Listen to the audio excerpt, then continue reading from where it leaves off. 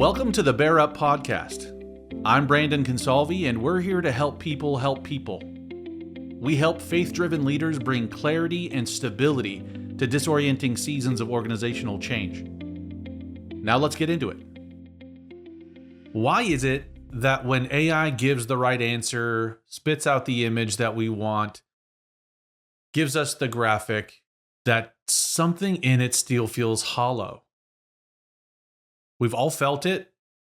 We know what it feels like. There's an emptiness there. There's a void. And today we're going to explore why that is. And what that's going to do is reveal where the limits of AI actually are in a culture and in a society right now that has a lot of fear surrounding AI, where we're staring down the barrel of all this opportunity and lack of regulation and no ethical boundaries or guardrails. We're going to talk about where AI can never go, what it can never replace. There's a lot of implications for us culturally, personally, emotionally, spiritually, ethically, and certainly professionally. So we're going to talk about why AI can never replace human connection. We're going to go deep into theology, psychology, practical limits of AI, application, and by the end, listeners are going to have a framework for thinking about AI, human value, and what businesses are getting dangerously wrong. So this is going to be a 5-part conversation. We're going to try to fit that into our normal 45 minutes or so. But in part 1, we're going to talk about the premise, the whole foundation for how I want to talk about AI and why I'm so convinced that there are some very fixed boundaries for where AI can go societally. Doesn't mean that we're not headed toward Terminator or iRobot, but there are some specific things that AI can never and will never be able to do, and there's a reason for it. So part 1, the premise, we were made for connection. That's a very specific phrasing. Now, without getting into all the apologetic reasons of why that is to be, we're going to start with the assumption that God created the world and human beings. In the New Testament, in 1 John, it says that God is love. And anybody who doesn't love doesn't know God. And anybody who loves is born of God and knows God, because God is the embodiment, source, and essence of love itself. There's really important theological implications for that, because that's the foundation for the existence of God as a triune being. Because love, if God were an individual, for God to be love would be convoluted. Because love requires an other. It requires an object and a direction for that love to go. So God being a Trinity, being 3 in 1 person, means that love gets to flow from that space. I get it's complicated. I'm not going to be able to break it down right now in 45 minutes. But taking that at face value, the fact that God is triune, he is in himself a community, that there is connection with 3 distinct persons, and he is love itself, and those two things being very connected and necessary. In Genesis 1:26, Bible says that God said, "Let us make man in our image, male and female, he created them." So we find from that we were made in the image of God. It doesn't mean that we were made to look like God. It means that in our nature and our character, we have godlike attributes. We have the ability to understand and give love. We have the ability to understand and give grace. We have the ability to understand and give mercy. All of these things that reflect God himself. So being made in the image of God is not just a religious platitude. It is a statement about human architecture, our emotional construct, that we were made in the image of God for community. In Genesis chapter 2, before woman was made, God creates Adam and he creates the animals. And God says, it's not good for man to be alone. That wasn't a commentary on Adam getting into trouble or being insufficient. There was one more piece lacking in creation, and that was community for Adam. Obviously, that would result then in the first marriage and the first family and the building of culture, leading to the building of community and government and all these things that become civilization. Humans don't just want connection, they are structured for it. We're wired, it's a fundamental need to have community, just like breathing. And even the secular world understands this. Science has proven this. Social anthropologists will understand this. And in my opinion, it can't be explained in an evolutionary context. Because if we were just pack animals, why is the cry of our soul to be seen, heard, and valued, to be wanted, to have love expressed on us, and to have that opportunity to express love on one other, why monogamy is so valuable to our culture and community? It's just not explained in an evolutionary context. But in 2023, the U.S. Surgeon General released an advisory. The Department of Health and Human Services has this on their website, and it was an advisory entitled "Our Epidemic of Loneliness and Isolation," the U.S. Surgeon General's advisory on the healing effects of social connection and community. You know, and it's like a journal article. It's long and detailed and compelling, and the end result is that lacking social connection, meaningful connection with other human beings, is as dangerous to your health as smoking up to 15 cigarettes a day. Nearly twice as consequential as drinking 6 alcoholic drinks a day. So lacking social connection is utterly devastating for our health. And in 2020, the consensus study report from the National Academies of Science, Engineering, and Medicine stated, over 4 decades of research has produced robust evidence that lacking social connection, and in particular scoring high on measures of social isolation, meaning we're not isolating ourselves, is associated with a significantly increased risk for early death from all causes. From all causes. Lacking social connection and in particular social isolation increases our risk of dying from everything. In the field of psychology, when they study attachment theory, they recognize that humans deprived of genuine connection in early life inevitably suffer deep psychological damage. It's not just about information or comfort alone. It's not enough to meet that. It requires deep, genuine connection with other human beings.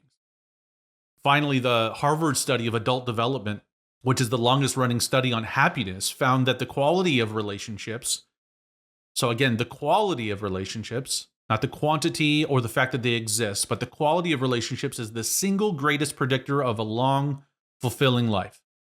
I'll say that again. The quality of relationships is the single greatest predictor of a long, fulfilling life. It's not wealth. It's not achievement. It's not information or access to it. It's human connection. So whether you come from a faith framework or from a purely scientific one, the conclusion is the same. We were built for each other. We were built for community. We were built to create meaningful, lasting human connections. All this means is that connection is not just a feature of life. It is the foundation of life itself. So whenever we encounter something trying to simulate connection, we're always going to be felt something lacking. We're always going to be wanting something more because a simulation will never feel like the real thing. Again, because there's a divine component to real human connection. When one soul connects to another soul, not one body or one set of ideas and ways of communicating or cultural commonalities. When one soul connects with another soul, that is true connection. So let's put that aside real quick and we'll get into part 2, which is what AI actually is and what it isn't. I am not a scientist. I'm not a software engineer or a coder. I know just as much as you do about AI. But as far as I understand it in general terms, AI is a remarkable innovation. There's no getting around it. When I taught business, I threw out the premise that there's a great chance that the innovation of AI is going or will have been the most significant human innovation in all of history preceding it. More than the Industrial Revolution, more than the light bulb or automobile or iron itself, right?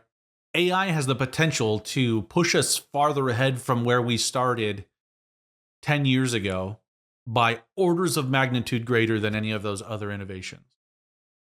But what is AI fundamentally, right? AI processes information at a scale no human can match. It identifies patterns across millions and billions of data points. It can write, arguably sometimes not well. It can code, it can analyze, and it can advise. If you read the news, you'll find that there's lots of areas of improvement needed. It's getting some things wrong quite often. We're already learning how to identify what AI sounds like when people just copy and paste it from Claude or Grok or OpenAI, because there's a predictable nature to it. AI simply consumes at a rate that we can hardly conceive of all of the things that we write, say, create, think, vomit onto social media, and recombine it, gather a consensus, and spit out reports and data, and just tells us what has been and what likely is now. But AI has no perspective of it. It doesn't have a perspective of its own. There is no stake in the outcome. And this is where AI is running into walls kind of all over the place because it doesn't understand. It doesn't have a soul. When AI expresses empathy, all it's producing is a linguistic pattern that sounds like empathy. But empathy requires a soul. Because what is empathy? Empathy is taking on the emotions of another individual, putting ourselves in that place and feeling what they're feeling. And then, if we're good at it, communicating it back to them, providing support and comfort. AI can't do it. All they can do is sound like it. And the critical distinction here is this awareness of being processed versus being known. Like I said at the beginning, the cry of our heart is to be seen and heard and valued and known. To be known means to be seen and heard and valued. For the essence of us to be understood, for all of our pains and weaknesses to be laid bare and still be wanted and desired. To not chase away those closest to us when they know who we really are. If we told that to AI, you know what the response is going to be. It's just going to be all this fluff of, no, you're amazing and you're great and wow, that's so insightful, and all of this nauseating sweetness. But AI doesn't know who we are, and our soul knows that.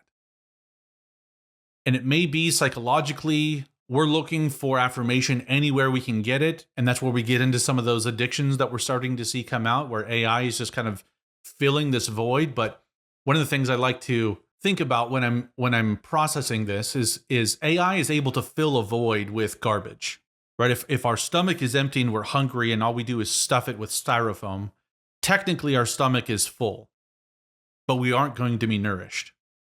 Same thing is happening with AI, right? AI is just stuffing garbage into the voids, telling us what we want to hear, but it's not actually feeding our soul. And there are a few things that it can do to get us down that line, but it's going to put us down a line in our own thinking, in how we're going to be communicating with another human being, or how we're going to invite another human being into our story.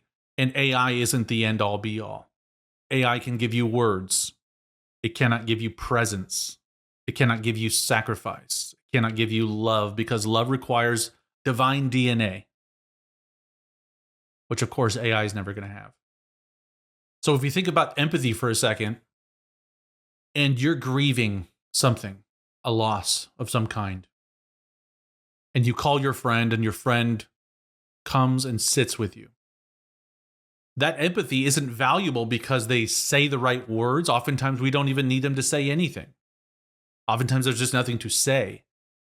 That demonstration of love is valuable because they chose to show up, because they chose to be there. And that decision cost them something. It cost them convenience. It cost them a canceled meeting or a canceled date, or having to put their show on pause or leave their family for a few hours. Their presence itself is an act of love, and that's a divine thing. So let's get into that theological thread real quick. To be truly known, which is the essence here, this is the critical distinction. To be truly known is what we desire societally. And to be known by another person, I believe, is a gift given to us by God to speak of something larger. Right? When God, that triune community of love, decided to make humanity, the purpose for that humanity was an extension of that love and community. This is the story of Scripture all together. The entire 66 books of the Bible are about this thing, about God creating community, that community being flawed, which it has to be, because love has to be able to step through and over those unlovable things, predetermining a way of redeeming that flawed community so that there could be an eternal connection and community with their creator. So a connection between one human and another is the closest experience we get to that divine concept, this beautiful thing of connection itself, which is going to speak to the connection we were always made to have with God. Now, if we expand this concept into part 3, let's talk about the creativity gap. Just like human connection itself requires a soul, and that soul being an extension of God himself, originality requires a soul. We can ask the question, why is that? And again, just like love and all of those human attributes and characteristics that we received at creation itself, creativity is an extension of God himself as a creator. So all of creativity throughout all of human history comes from that divine germ or DNA. The reason why our minds can conjure up beautiful things and replicate them on a canvas or in a building, or all of the arts themselves, or in music or theater, right? That is because our soul is able to be inspired, and inspiration does not come from AI. Inspiration does not come from anything synthetic. It comes from something divine. What's interesting is within the arts over the period of time, people recognize that there is something deeper here. Whether or not they have a faith background or they're willing to take it that far, we know innately that there is something deeper, there's something more, there's something beyond. Who can understand music apart from God? Music makes no sense whatsoever. Why is it that all of human history is attuned to these sets of notes and harmonies, that chords are made up the same way across cultures? It just doesn't make sense apart from a divine implant of that into us, right? So I'll ask you a question. I already know the answer to it. Has an AI-generated piece of art ever made you cry? I mean, you know what I mean. AI art has made me cry, but because of how bad it can be. Even if you've stumbled upon a really good piece of AI art, does it solicit the same emotion as a human-created piece of art? And it doesn't mean that you can't get yourself there, that it can't inspire you in another way. But I would venture to say, with the exception of a few novelties, AI art galleries are probably not going to be as popular as traditional art galleries. I'll ask you another one. Has an AI written essay ever changed how you see the world? I would venture to say most would say no. And that's a concept worth sitting with. And I think it's intuitive, and I think we understand why in a simple sense, because it's just not human. It just doesn't understand. It doesn't know context. It just spits back things, data points. Real creativity then isn't just a novelty. It isn't just a product. It's about making meaning. And again, that's a soul activity. Creating meaning and deriving purpose and inspiration from a landscape or a sunset or a set of music, or depicting something innately human on a stage or behind a screen, is an expression of ourselves. It's a meaning-making activity. It's a person wrestling with their experiences of being alive and finding a way to express it that resonates with other people. Humans need another human to say, yes, me too. I've experienced that too. That's what this looks like. The struggle is real, but there's hope. Those are the stories I like, at least. I need a good ending. So the greatest art and literature and music and ideas and history come from specific people with specific wounds, specific longings, obsessions, convictions. This is a human struggle transformed into some medium that we get to consume and have a human connection with without even having to know them personally. Now, contrast this to what AI produces. AI produces the form of creativity without having the source of it. And by that, I mean the divine source, but also the human source, the emotional source from which meaning is made. It can write poetry that gets graded well, or use beautiful imagery, or hit emotional notes based on how humans have communicated them. But we know innately that it doesn't come from any real source, any meaningful source. Nobody bled for those words. That empathy that it's simulating didn't come from any real lived experience. Therefore, it has no value whatsoever. And you know that listeners and readers, they sense it. We articulate it all the time. We're getting more words to put behind this emotional boundary we've been setting up with AI now. There's a flatness to its content because it's competent, but it's not alive. It clearly lacks soul.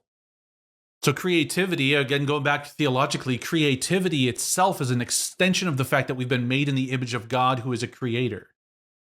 What are the implications then? The practical upshot of all of this in relation to AI, in a world that is becoming inundated and is going to be increasingly more flooded with AI-generated content, for good and bad, the work that is going to stand out is work that is unmistakably and unapologetically and definitively human, that is personal and risky and specific, and we know is alive just by looking at it. And the trick here is not to try to get AI to fool us, because at the end of the day, it will do more damage than good, right? If we spend an hour in an AI gallery believing that everything was generated by humans because there is something about it that is so much like Rembrandt that we can generate an appreciation for it. But it's the fact that we believe that it's human, that it came from a human, that another human could produce such beauty, that is going to make it meaningful. And the moment we find out that it was AI generated, you're going to feel that dip and that letdown and the feeling of being hoodwinked. AI is always going to do that for us when it comes to these kinds of things.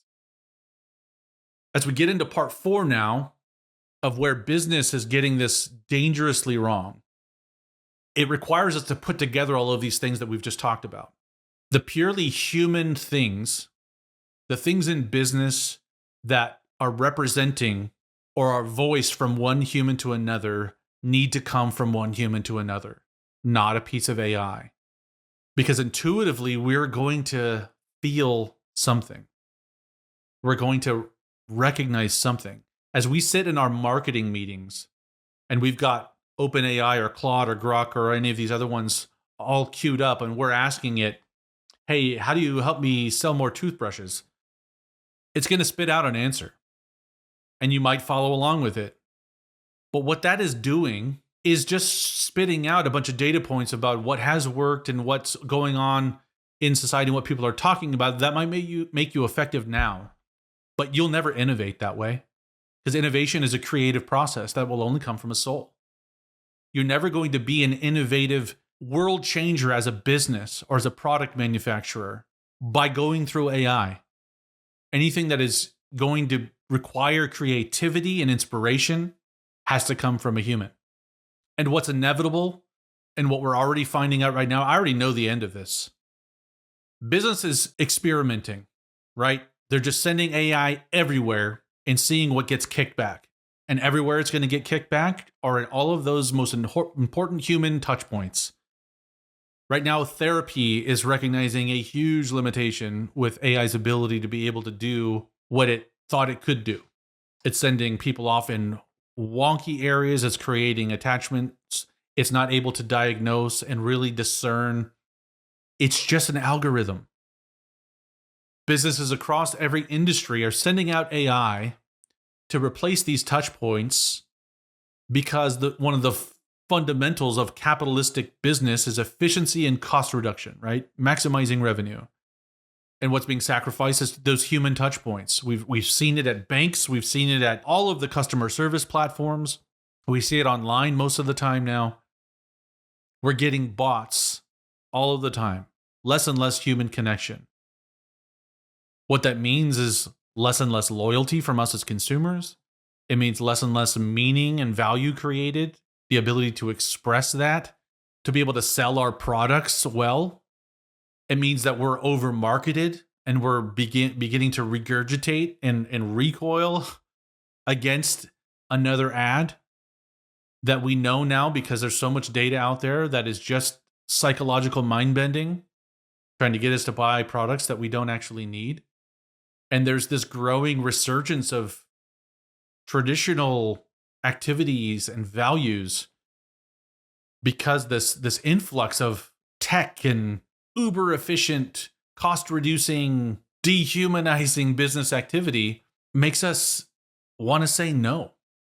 And the industries that are most vulnerable to this are, like we said, healthcare and mental health, hospitality, coaching, financial advising, customer service, education. These are industries where relationship is incidental to the service, right? If we think about healthcare and the importance of bedside manner, right? We want a doctor that can properly diagnose our problems. But if that's being packaged in a way that is dehumanizing or unempathetic or impatient, we want another doctor. Even a doctor that might get it right a little less of the time. It says a lot. Right now, AI therapy apps that scale mental health support are raising tons of questions about the bot's ability to hold space for somebody in crisis, to be able to carry on a lengthy conversation and not get wonky with it. Customer service chatbots right now that resolve tickets but leave customers feeling like a number are doing more harm than good for their business. Again, because our desire is to be seen, heard, and valued. And AI does none of those things. It cannot see us for who we are as a human being because it's not human. It can't hear us, and by that, not just audibly, but understand our context for having been in that situation ourselves. That's where empathy comes in. And value us as a human being, our position, our desire for whatever that service is, for it to go right. It can't do any of those things because those require a soul. AI tutors can teach content, but can't notice when a student is struggling emotionally. It can't read what's going on. And I'll tell you, I'm sure there's going to be all kinds of AI algorithms going on to read facial cues, and they might be able to guess with a substantial amount of accuracy what is going on right there and be able to change the tutoring. But that student that is actually struggling, that needs somebody to come along and say, no, you can do this. I know you, I've been there, cannot be replaced by a bot. One of the most costly areas where I feel like businesses are going to be most likely to get this wrong.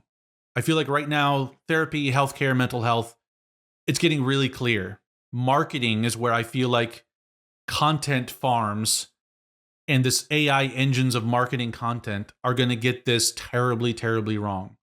Because they're going to be creating content that is technically correct, just like the writing, just like copy. When it's writing copy, the things that it's creating is so forgettable.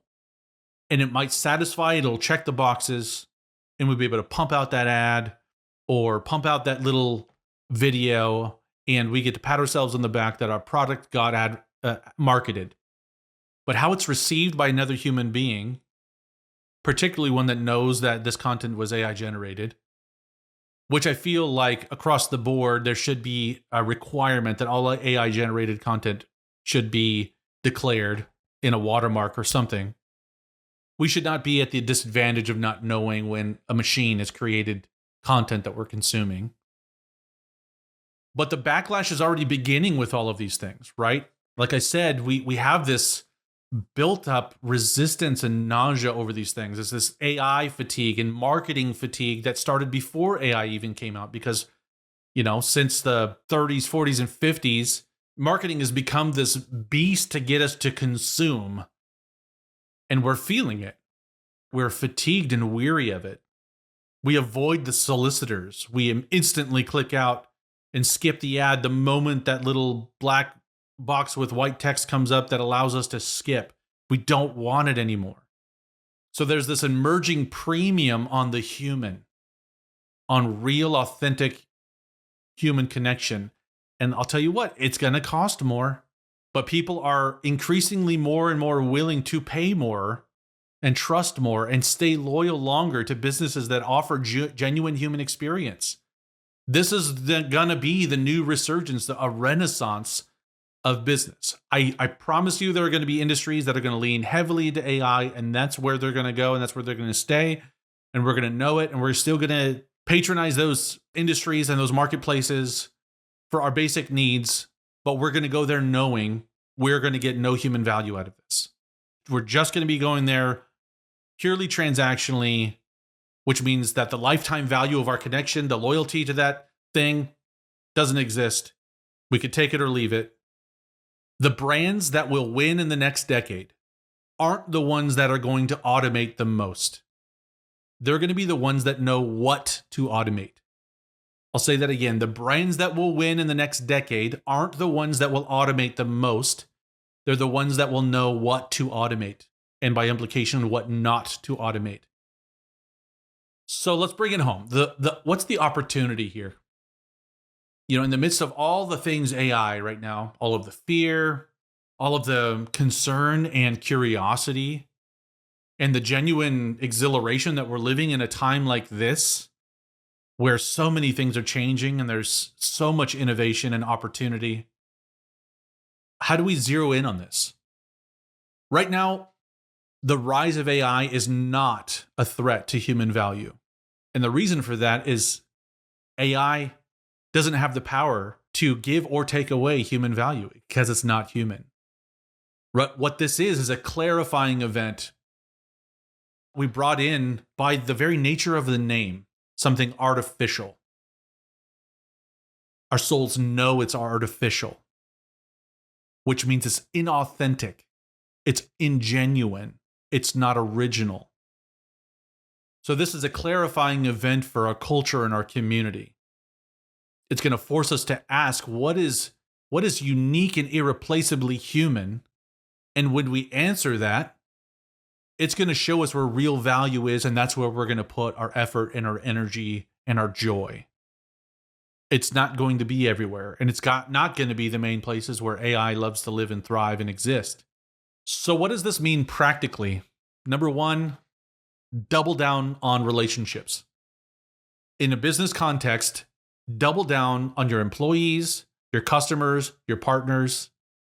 The businesses built on genuine trust and genuine care are going to be the ones that last. And this is ironic because we're going back 2 generations now, when it was all about these human connections. I think about how my grandfather did business in the heavy machine tool sales industry, and the stories that I'm told, and the adventures they would go on with customers, and just having real, genuine human experience with people, and those customer relationships lasting 30 years, an entire career.